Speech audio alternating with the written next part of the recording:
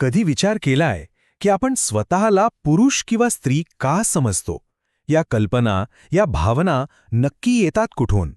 चला तर मग आज आपण ह्याच काही अदृश्य पण खूप शक्तिशाली गोष्टींबद्दल बोलणार आहोत, ज्या आपली लिंग ओळख घडवतात. बघा, हा प्रश्न जितका साधा वाटतो ना, तितका तो आहे नाही. याचं उत्तर खूप खोलवर दडलेलं आहे. आपल्या समाजात, आपल्या परंपरांमध्ये, अशा गोष्टींमध्ये ज्यांचा आपल्यावर नकळतपणे परिणाम होत असतो. बरं, पुढे जाण्याआधी एक गोष्ट आपण स्पष्ट करून घेऊया. ही लिंग ओळख म्हणजे नेमकं काय? तर ही एक खूप वैयक्तिक भावना आहे. आपण आतून स्वतःला काय समजतो, पुरुष, स्त्री की आणखी काही? आणि हे लक्षात घ्या की ही ओळख फक्त जन्मजात नसते, तर आपल्या आजूबाजूच्या परिस्थितीचाही तिच्यावर मोठा प्रभाव असतो. ओके, तर आपण हा सगळा प्रवास कसा करणार आहोत? आपण 5 महत्त्वाच्या गोष्टी पाहणार आहोत. सुरुवात होईल आपल्या घरातून, म्हणजे कुटुंबापासून. मग आपण जात, धर्म, संस्कृती आणि हो, आजच्या काळातला सगळ्यात मोठा प्रभाव म्हणजे मीडिया, या सगळ्यांबद्दल बोलू. चला मग सुरुवात करूया आपल्या पहिल्या शाळेपासून. आपलं घर, आपलं कुटुंब. कारण आपलं समाजात वागणं बोलणं कसं असावं याचे पहिले धडे आपल्याला इथूनच मिळतात. हे खरंच खूप इंटरेस्टिंग आहे की आपलं कुटुंब हे सगळं कसं करतं. याची 4 मुख्य मार्ग आहेत. पहिलं म्हणजे हाताळणी, म्हणजे मॅन्युप्युलेशन. सरळ सरळ सांगितलं जातं, अरे मुलं काय रडतात का, झालं. दुसरा मार्ग आहे दिशा देणं.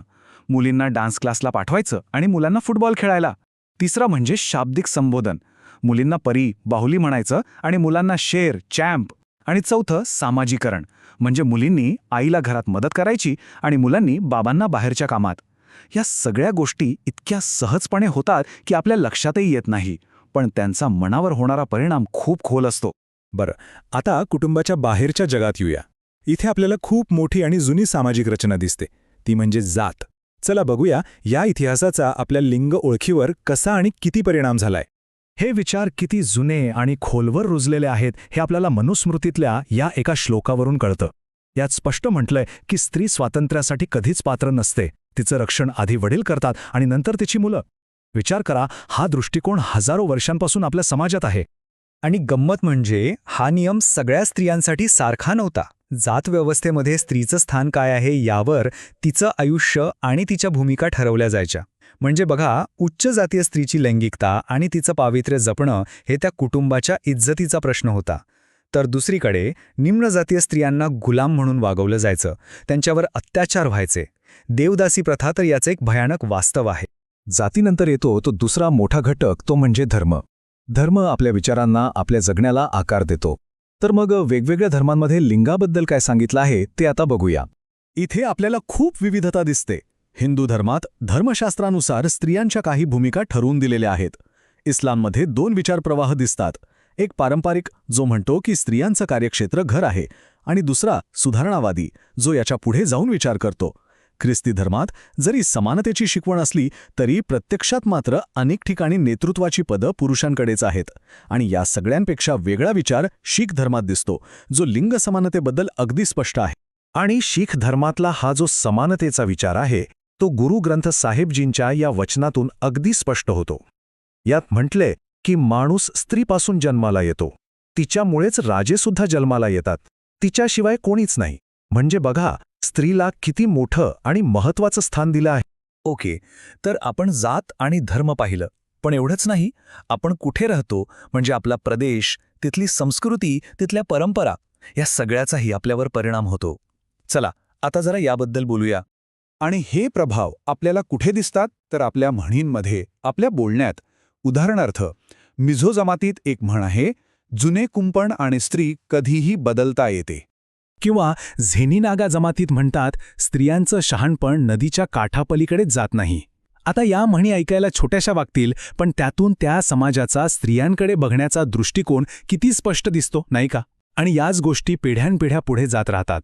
आणि हा फरक फक्त वेगवेगळ्या जमातींमध्येच नाही, तर आपल्या गावात आणि शहरात सुद्धा दिसतो. ग्रामीण भागात आजही आपल्याला पारंपरिक लिंग भूमिका जास्त घट्ट असलेल्या दिसतात.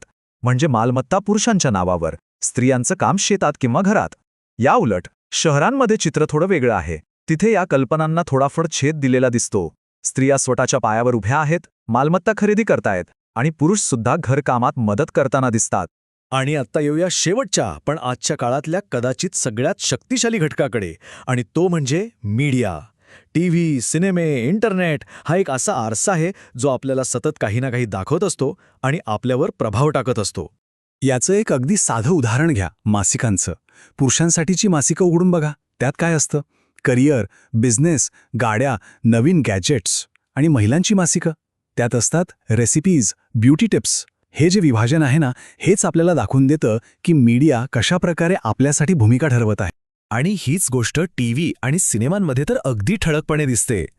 पुरुष म्हणजे कसा तर धाडसी, आक्रमक, साहसी, आणि स्त्री कशी तर सुंदर, शांत, पुरुषांवर अवलंबून असणारी. तिची सगळी चिंता फक्त नाती आणि कुटुंब जपण्याची. पुरुष नेहमी हिरो, रक्षणकर्ता, आणि स्त्री घरातली कामं करणारी.